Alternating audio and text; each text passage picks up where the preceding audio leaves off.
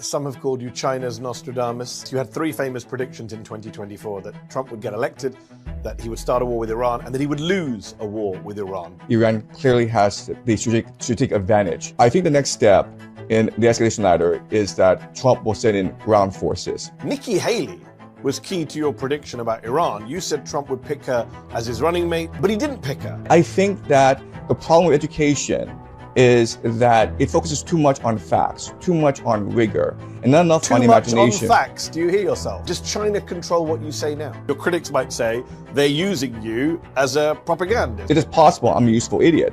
And I suspect that there are many entities around the world who would like to amplify my message, including the Chinese government. Hold on. You don't call yourself Professor Jiang on your YouTube channel?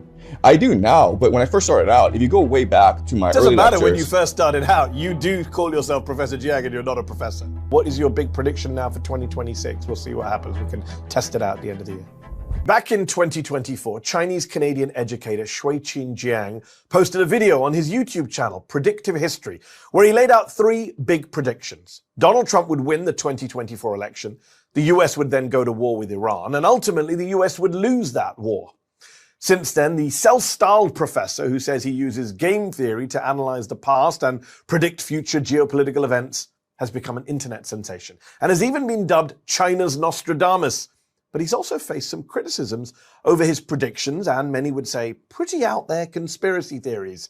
2 out of 3 of Jiang's big predictions have come true. But how much of that is his own geopolitical foresight, and how much of it simply comes down to luck? How much does the Chinese government control or even influence what he says, what he predicts?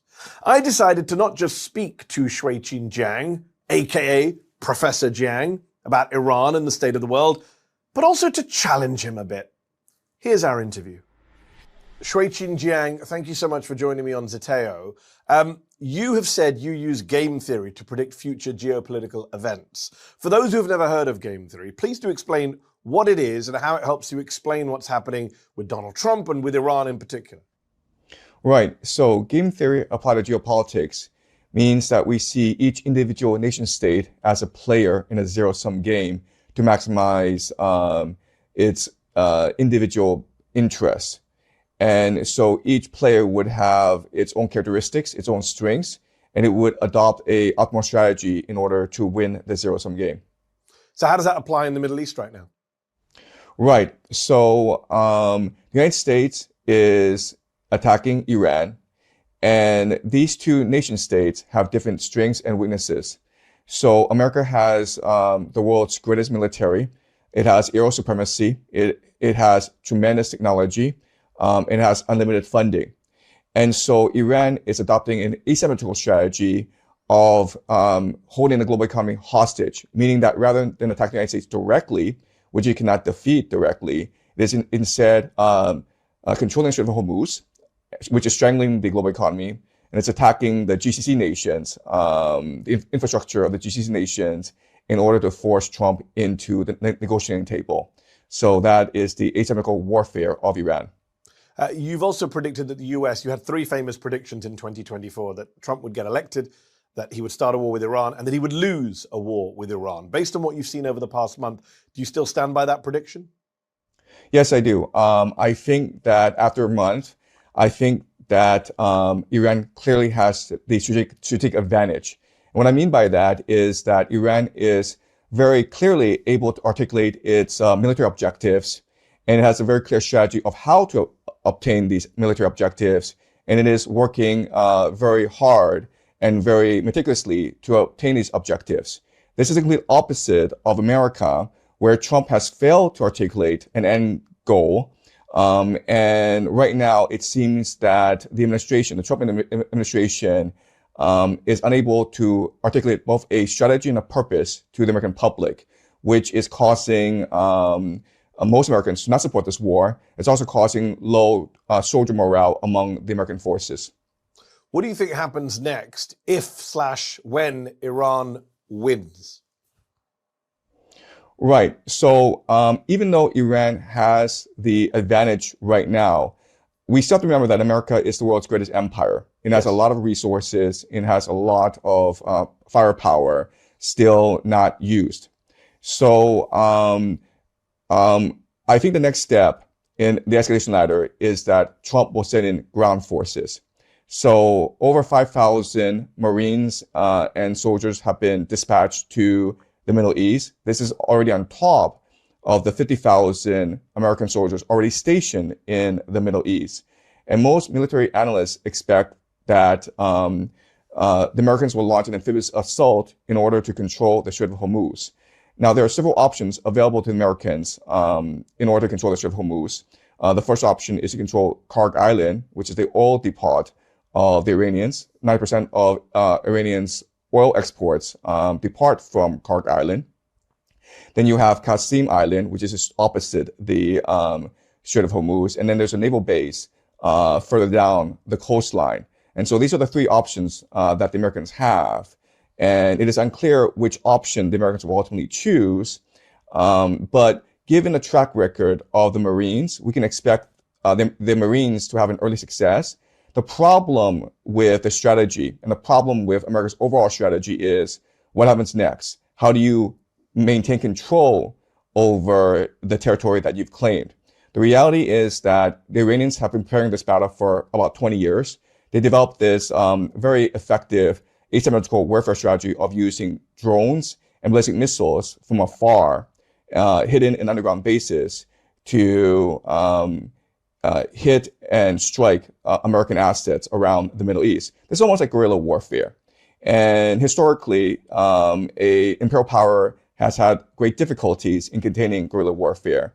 Yeah. So unfortunately, the Americans don't have a long-term strategy of how to win this war. Trump is still hoping for a quick strike, a knockout punch, and he believes that the American Marines can deliver this knockout punch. Liking this video? Then don't just watch, hit like, share and subscribe, and tap the bell so you never miss a video or live show. But if you want early access to exclusive content, then you have to head to zeteo.com and subscribe now. You'll be supporting fearless, independent journalism. You have made a lot of predictions. Some have called you China's Nostradamus. How would you respond to those who say, sure, you guessed that Trump would win in 2024 and he'd go to war with Iran, but that wasn't based on geopolitical insights or game theory. People who follow American politics or world politics could have guessed that. I think I and many others were warning that Trump could win in 2024 and that he would escalate with Iran, as he did in his first term when he killed Qasem Soleimani.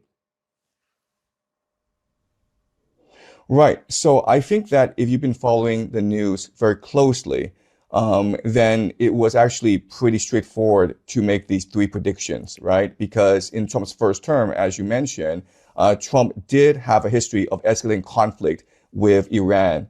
The biggest escalation was when Trump ordered the assassination of Qasem Soleimani. And quite frankly, America and Iran should have gone to war during that time.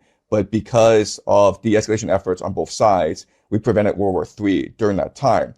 But Trump was under tremendous pressure from his allies and from his donors to start a conflict in the Middle East. So if Trump had won a second term, then he would have started the conflict. I was pretty confident that he would start the conflict if he had won in 2020. But fortunately, he lost. And so now the question then was, what is the likelihood that he would get a second term? Would he win in 2024? And then as I watched the news, it seemed pretty obvious to me that the Democrats were hopeless, that they were not delivering on the promises, that there were a lot of issues. For example, what was happening in Gaza, the war in Ukraine, that was making American voters disillusioned with the Democratic establishment. And so I thought that Trump would have a very good chance of winning in 2024. And if he won in 2024, then I think there's a very strong likelihood that he would attack Iran. And so all three predictions have panned out. Just on your predictions, I just want to be clear here. Nikki Haley was key to your prediction about Iran. You said Trump would pick her as his running mate, and as vice president, she would pressure Trump into war with Iran. She's a notorious hawk. But he didn't pick her.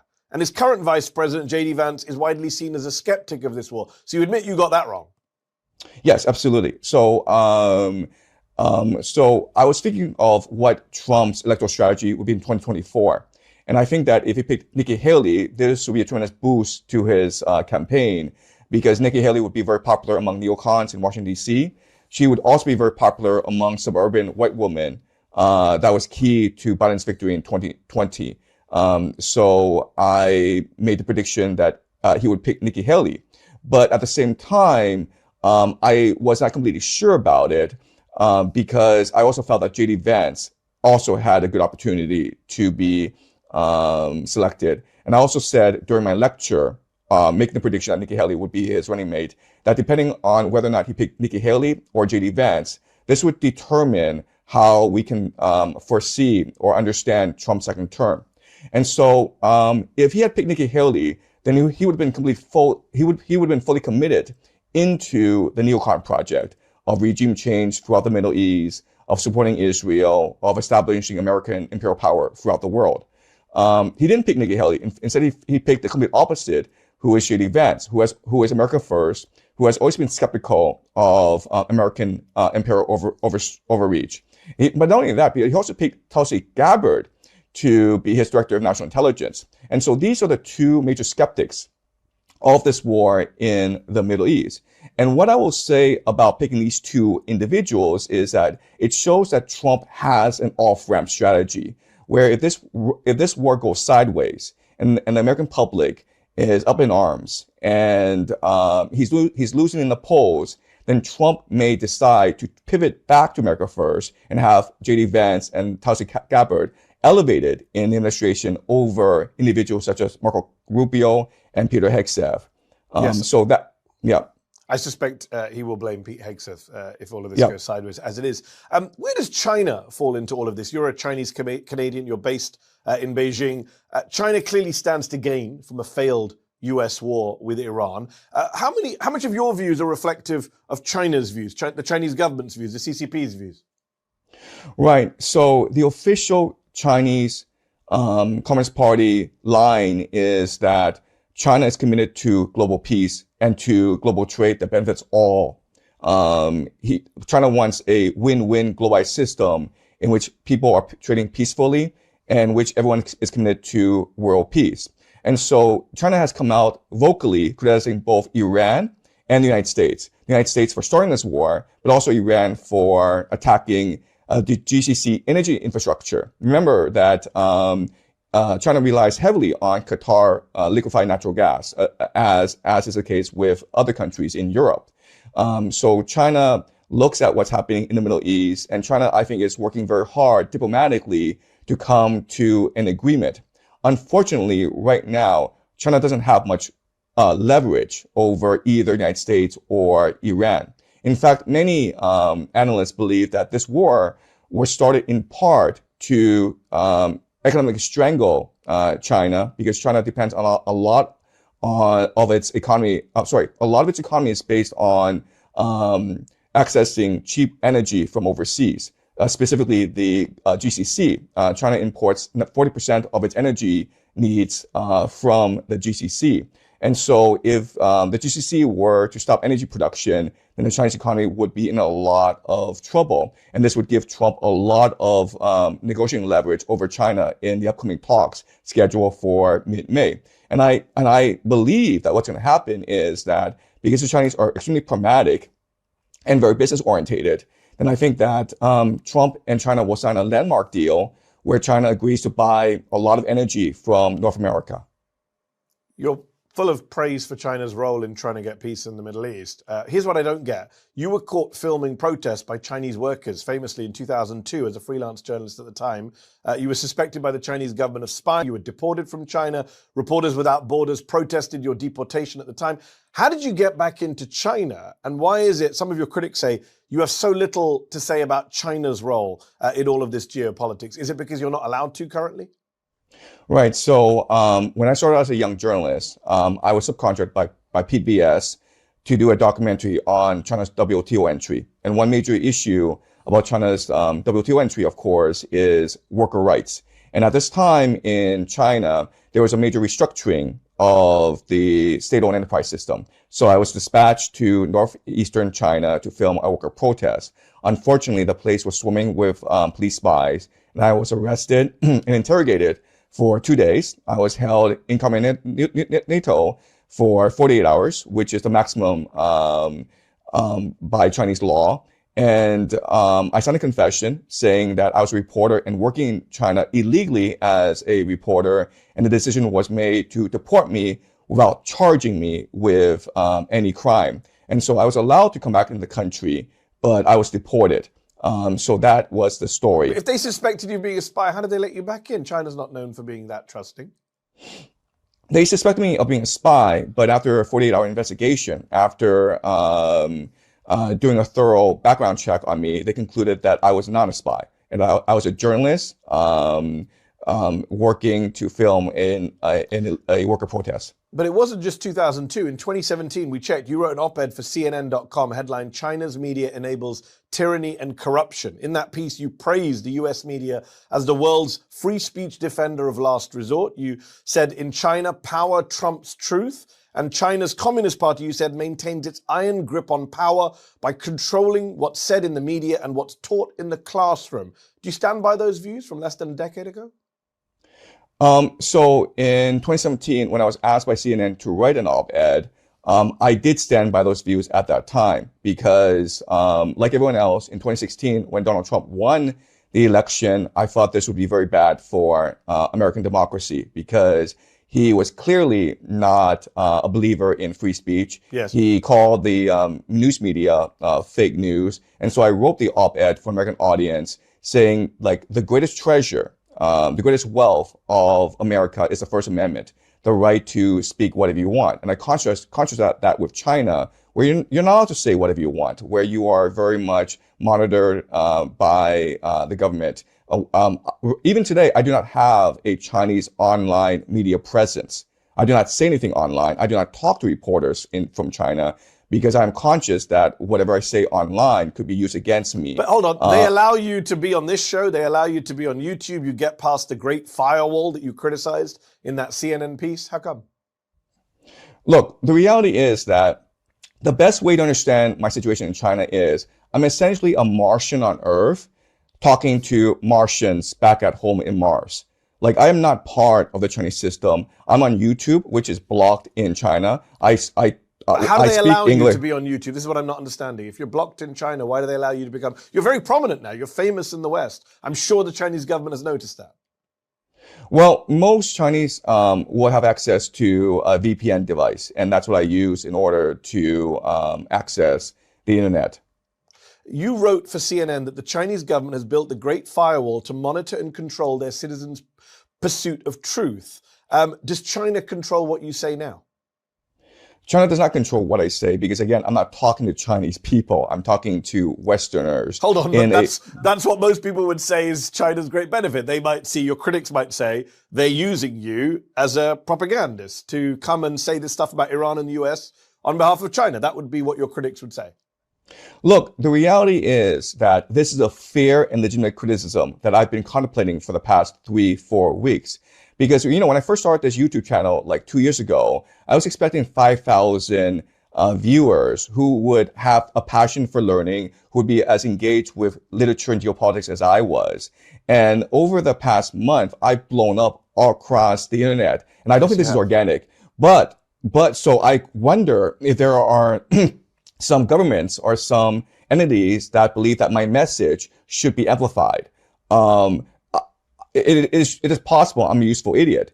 And I suspect that there are many entities around the world who would like to amplify my message, including the Chinese government, but also including the Russian government, including some aspects of the American government, including some people who are hostile towards war.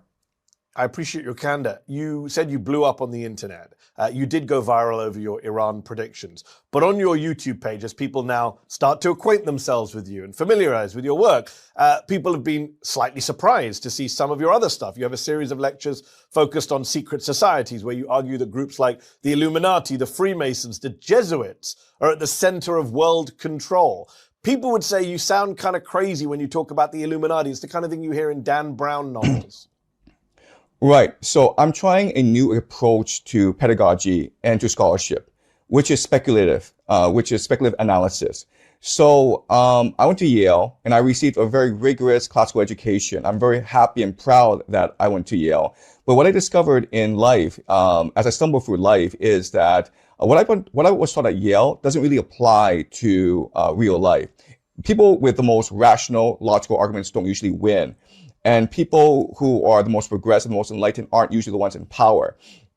So I was determined, just for my own personal benefit, to develop a new system which would give me better insight into how power works in the world. And so I started something called predictive history. And the very idea of predictive history is this: how do we know if our understanding of history is correct? And the answer is, well, we can make predictions based on our historical framework, and using and seeing if these predictions work out or not, validate our historical models. So what I've discovered is that if you have a combination of game theory, historical patterning, and eschatology, then this gives you a pretty deep insight into how the world will turn out. And secret societies are very much an important aspect of eschatology. I'll come back to secret societies. A couple of things you mentioned there. You said you were at Yale.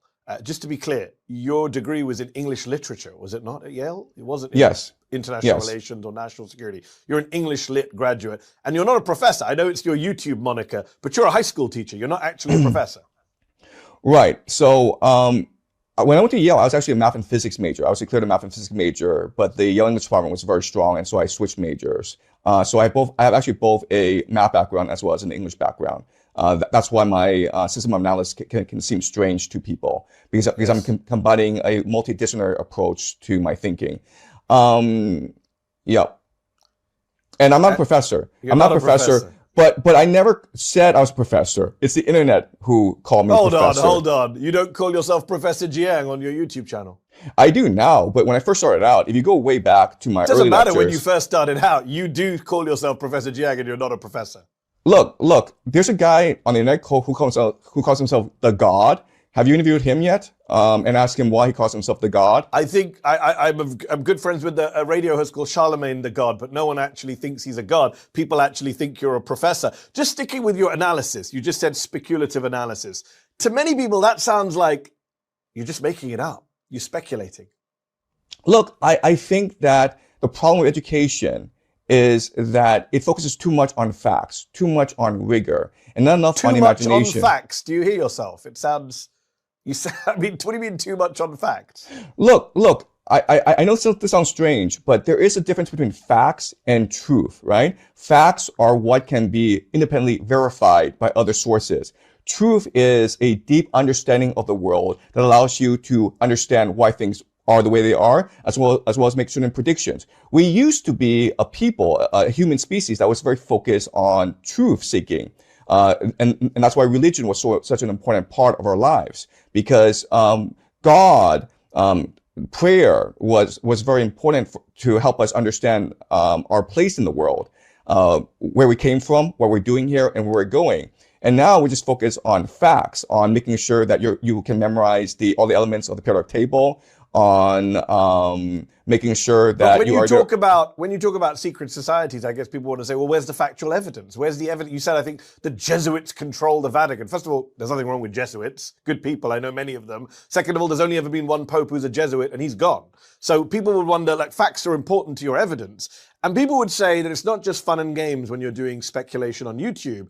They look at some of your rhetoric and they see that you don't just criticize Zionism or Israel, as many people legitimately do. You talk about this pretty far-right concept of Pax Judaica, a new world order centered around Israel. You have a video called Dawn of the Jews, in which you seek to answer the question, why is it that Jews are so dominant? Surely you understand why a lot of people think at best you're trafficking in pretty anti-Semitic tropes, and at worst, you're a card-carrying anti-Semite when they see that stuff. Okay, well, that is a very strong accusation. So can you please tell me what specifically I've said that you find offensive? When you do a video called Dawn of the Jews, why is it that Jews are so dominant? You don't find that offensive? I never said Jews were dominant. What I said in my lecture was that the Jewish identity was created by the Persian Empire in order to better control the Levant. And if you read the Bible, that's exactly what you can derive from it. If you go to my lecture, Dawn of the Jews, you will see that I use the Bible as my primary source, and then I analyze what the Bible is saying. The problem is that most people don't read the Bible. But people who came up with Pax Judaica are not biblical scholars. They're the modern white supremacist far right. Sorry. What is wrong with the term Pax Judaica? You tell me. What does it mean? It just means that there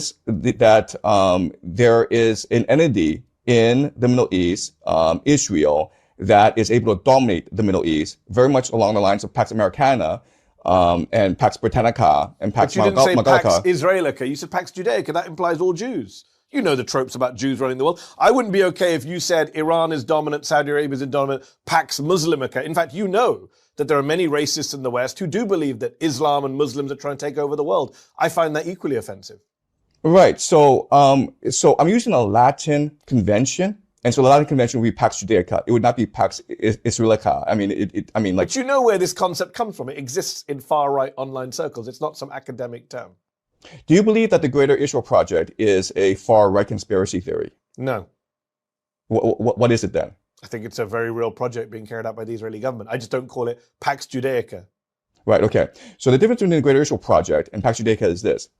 Greater Israel Project is what the Israelis believe that Yahweh, their God, promised to their ancestor Abraham in the Bible. And this extends from the now to the Euphrates. And I could have just used Greater Israel Project, but I want to differentiate because I believe that Pax Judaica is not an empire run by Jews, for Jews, by Jews. It is an empire run by transnational capital and secret societies in order to create an AI surveillance state throughout the Middle East. And this is, just to be clear, and this is speculative analysis. This is not based on facts, as you say. So it is based on speculative analysis, based on history, historical patterns. It's also based on connecting the dots. Because if you just look at what Netanyahu says, if you actually just go and watch on YouTube... No, I know what Netanyahu says. We're in agreement on how bad Netanyahu is, how expansionist is. I'm talking about the language you use, the milieu you're in. Let me ask you this before we wrap up. What are your own politics? Where do you place yourself on the political spectrum? I believe I've always been on the left. So I believe that wealth redistribution is very important. I believe in freedom of speech. I am anti-war. I'm anti-empire. I believe in individual autonomy. And so unfortunately, I used to be left, but I think that like given my preferences and given my politics, I believe most people would consider me on the far right nowadays. And that's unfortunate. That is unfortunate. Last question. You made 3 very famous predictions in 2024. What is your big prediction now for 2026? We'll see what happens. We can test it out at the end of the year. Well, I've made 3 predictions about how this war will progress. Okay. So my first prediction is that the United States will use ground troops.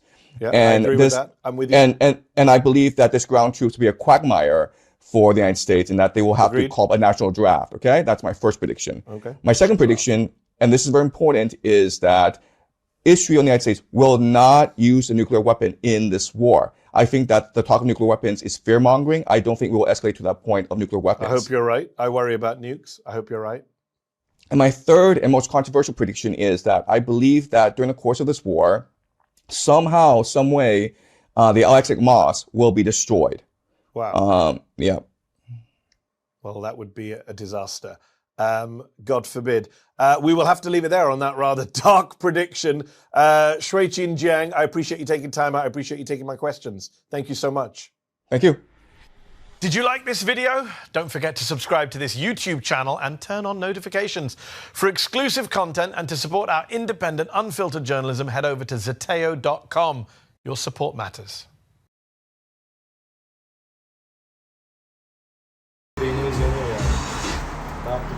Acaba iyi mi oldu falan diye düşününce biz anlıyorsak okey yani.